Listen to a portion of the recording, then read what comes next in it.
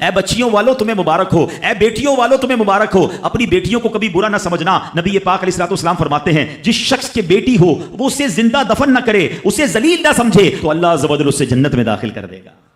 ایک اور جگہ نبی پاک فرماتے ہیں اللہ اکبر، یہ حدیث تو میں کہتا ہوں ختم ہے نا، اس کے بعد الفاظ ہی نہیں بچتے۔ بہت ساری بیٹیوں کی فضیلت کی حدیث ہے، مگر یہ حدیث ادھر جا کے لگتی ہے، دل کو چھو لیتی ہے۔ سنو تو صحیح اس کے الفاظ کیا ہیں۔ اللہ کے نبی فرماتے ہیں بیٹیوں کو برا مت کہو، میں بھی بیٹیوں والا ہوں۔ ہائے ہائے، ختم ہو گئی نا بات ہے۔ اللہ کے نبی نے صلی اللہ تعالی وسلم نے اپنی نسبت بیٹیوں کی طرف فرمایا میں بھی بیٹیوں والا ہوں۔ بے شک بیٹیاں تو بہت محبت کرنے والیاں، غم گسار اور بہت زیادہ مہربان ہوتی ہیں۔ سنو بیٹیوں والو اور بہنوں والو، اللہ کے حبیب کیا فرماتے ہیں صلی اللہ تعالی علیہ وسلم، میرے نبی کا فرمان ہے کہ جس کی 3 بیٹیاں یا بہنوں کی اس طرح پرورش کرے، ان کو ادب سکھائے، ان سے مہربانی کا برتاؤ کرے، یہاں تک کہ اللہ عز و جل اسے بے نیاز کر دے، یعنی ان کا نکاح ہو جائے، تو اللہ تعالیٰ اس کے لیے جنت واجب فرما دیتا ہے۔ یہ ارشاد سن کر ایک صحابی کھڑے ہو گئے ہیں۔ صحابہ کے سوال بھی بڑے کمال کے ہوتے ہیں۔ یقین کرو ہمارے بہت سارے کام سیدھے جو ہے نا، ہمارے لیے بہت ساری آسانیاں صحابہ کے سوالات نے کر دی۔ اب ہو سکتا ہے یہاں میرا کوئی بھائی ایسا بیٹھا ہو جس کی 3 بیٹیاں نہ ہوں، وہ کہتا ہے میری تو 2 ہیں۔ صحابی نے سوال کیا حضور اگر کسی کی 2 ہوں تو اللہ، اور 2 لڑکیوں کی پرورش کرے تو ارشاد فرمایا اس کے لیے بھی یہی اجر و ثواب ہے۔ راوی فرماتا ہے یہاں تک کہ اگر ایک بیٹی کا بھی لوگ ذکر کرتے تو نبی پاک اس کے بارے میں یہی فرماتے۔ مگر ایک روایت اور بھی موجود ہے کہ ایک صحابی نے کھڑے ہو کر کہا حضور اگر کسی کی 1 بیٹی ہو، اللہ کے نبی نے فرمایا 1 بیٹی ہو تو بھی جنت واجب ہو جاتی ہے۔ بیٹیوں پر شکایت، بیٹیوں پر منہ چڑھاتے ہو، بیٹیوں پر لڑائی کرتے ہو، اللہ اکبر، یہ تو جنت میں جانے کا ٹکٹ ہے۔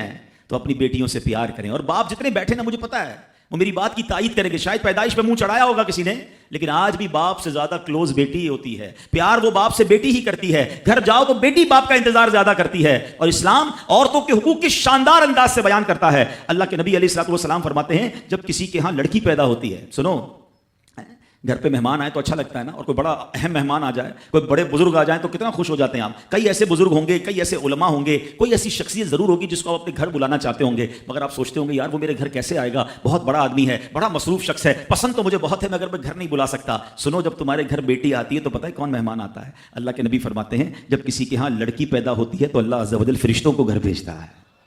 ہاں، آپ کے گھر فرشتے آتے ہیں اور کیا کہتے ہیں؟ فرشتے آ کر کہتے ہیں اے گھر والوں تم پر سلامتی ہو۔ پھر فرشتے اس بچی کو اپنے پروں کے سائے میں لیتے ہیں، اس کے سر پر ہاتھ پھیرتے ہوئے کہتے ہیں یہ کمزور سی جان ہے جو ایک کمزور جان سے پیدا ہوئی ہے، جو شخص اس کمزور جان کی پرورش کی ذمہ داری لے گا تو قیامت تک مدد خدا اس کے شامل حال رہے گی۔ تو اب کبھی بھی بیٹیوں پر زیادتی نہیں ہونے دینی۔ ہاں، بیٹیوں کی دعائیں لو، بیٹیوں کی خدمت کرو۔ اور میں نے خود دیکھا ہے، آپ نے بھی دیکھا ہوگا، میں نے دیکھا ہے، بلکہ میں نے ایک طرح سے انٹرویو لیا ہے ایک رشتہ دار کا، یار آپ کی 4 بیٹیاں ہیں، 3 بیٹیاں ہیں، کہتا ہے یار جب سے بیٹیاں آئی ہیں پتہ نہیں رزق کدھر سے آ رہا ہے۔ بیٹیاں تو کیا آئی ہیں، اللہ نے رحمت کے دروازے کھول دیے ہیں، کیونکہ اس نے منہ نہیں چڑھایا۔ کچھ ہوں گے ایسے بیٹیوں والے جن کا ہاتھ تنگ ہوگا، تو غور کرو جب بیٹی ہوئی تھی تو شکر کیا تھا یا شکوہ کیا تھا؟ اللہ نے تو بھیجی تھی رحمت تمہارے گھر پہ، تم نے اس وقت بھی اللہ کو ناراض کیا، بیوی کو گالیاں دی، ہنگامہ کیا، اب کہتے ہو رحمت نہیں آ رہی، تم نے تو کتنی ناشکری کر لی۔ اگر تم سجدہ شکر ادا کرتے، اللہ کی بارگاہ میں رضا راضی رہتے، اللہ بیٹیاں تو دیتا مگر تم پر رحمت کے اور دروازے بھی کھول دیتا۔ اور ہم نے دیکھا ہے لوگوں کے رزق کو بڑھتے ہوئے۔ تو کبھی بیٹی کی پیدائش پر آپ نے منہ نہیں چڑھانا ہے، ہاں، نہ اپنی زوجہ کو تانے دینے ہیں، اور بیٹیوں کا خیال رکھیں، بہنوں کا خیال رکھیں۔